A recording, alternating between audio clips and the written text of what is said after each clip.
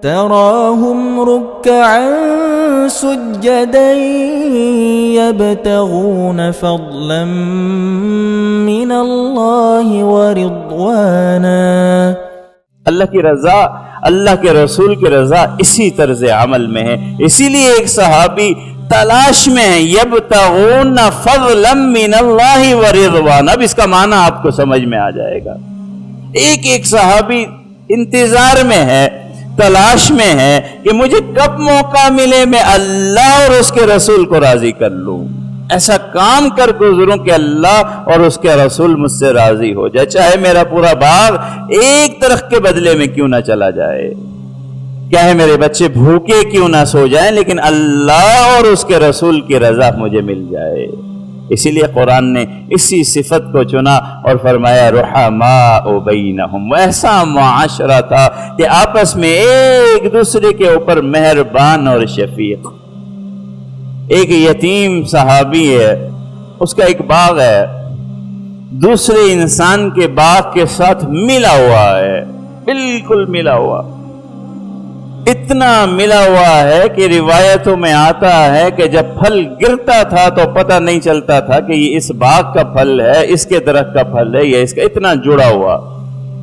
اس یتیم بچے نے یہ چاہا کہ میں اپنے باغ کو دیوار لگا کے الگ کر لوں. دیوار لگانا شروع کر دی. جب دیوار لگانا شروع کی، دوسرے باغ کا ایک درخت اس کی دیوار کے بالکل بیچ میں آ گیا. ایک درخت کی بات تھی. اس دوسرے باغ والے نے وہ درخت دینے سے انکار کر دیا کہ میں نہیں دیتا، اپنی دیوار آپ گھمائیے اور لے جائیے، میری چیز ہے، میں کیوں بیچوں، میں نہیں بیچتا.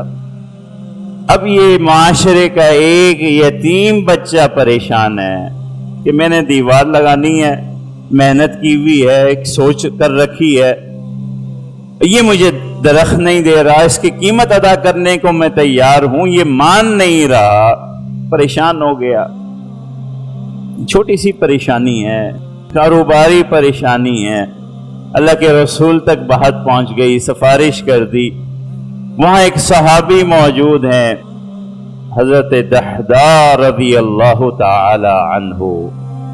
آپ تصور کیجئے کہ اس یتیم بچے کی اس پریشانی کو دور کرنے کے لیے اس صحابی نے اس ایک درخت کی کیا قیمت ادا کی ہوگی. کیا تصور کر سکتے ہیں آپ کہ ایک درخت، ایک مالدار ہے وہ بچہ بھی، اس کا بھی اپنا باغ ہے، کوئی ضرورت مند بھی نہیں ہے، مگر اس کو پریشانی ہے کہ اس کا ساتھی، اس کا پڑوسی اس کو وہ ایک باغ نہیں دے رہا ہے. اس پریشانی میں وہ ایک بچہ، ایک مسلمان معاشرے کا فرد موجود ہے، اور ایک صحابی اس پریشانی کو دور کرنے کے لیے وہ درخت خریدتا ہے، اپنا ایک پورا باغ جس میں 600 درخت ہیں اور درمیان میں اس کا گھر ہے، وہ 600 درخت اور گھر سمیت وہ باغ دے کر کے ایک درخت خرید لیتا ہے. کیوں خریدتا ہے؟ اسی لیے کہ میرے اس معاشرے میں میرے ایک معصوم بچہ یتیم جو اپنی پریشانی میں ہے وہ اس پریشانی کو دور کر دے. یہ ہے رحماء بینہم. یہ معیار ہے اللہ کے رسول صلی اللہ علیہ وسلم کے ماننے والوں کا معاشرہ.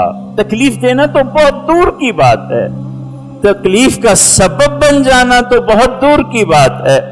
اتنی چھوٹی چھوٹی تکلیفوں میں اپنے پورے کے پورے باغات کسی مسلمان کی تکلیف دور کر دینے میں خرچ کر دینا، یہ ہے ایک مسلمان معاشرہ جو ہوا ہے، جو اللہ کے رسول صلی اللہ علیہ وسلم نے ایسا معاشرہ بنا کے دکھلایا ہے. اور آج ہم سب سے بھی یہ تقاضا ہے اللہ کے رسول کا کہ ہم بھی ایک ایسے معاشرے میں رہیں. ہم بھی تو اللہ کے رسول کے ماننے والے ہیں کہ نہیں؟ جب اللہ کے رسول کا نام آتا ہے تو بڑی محبت سے صلی اللہ علیہ وسلم پڑھنے والے ہیں کہ نہیں؟ یہ صحابی ہے جو قربانیاں دے رہے تھے. حضرت ابوبکر صدیق رضی اللہ تعالی عنہ ایک مرتبہ نہیں، کم از کم 3 اور 4 5 مرتبہ اپنا سارا مال خرچ کر دیتے ہیں. کیوں کر رہے ہیں؟ یہ رحمتیں کیوں، یہ شفقتیں کیوں، یہ مہربانیاں کیوں؟ کیونکہ اس معاشرے کے فرد کو، صحابی کو یہ معلوم ہے کہ اللہ اور اس کے رسول کی رضا اور محبتیں، شفقتیں اسی عمل میں ہیں۔ اس عمل کے بغیر نہ ہم اللہ کو راضی کر سکتے ہیں، نہ اللہ کے رسول ہم سے راضی ہو سکتے ہیں۔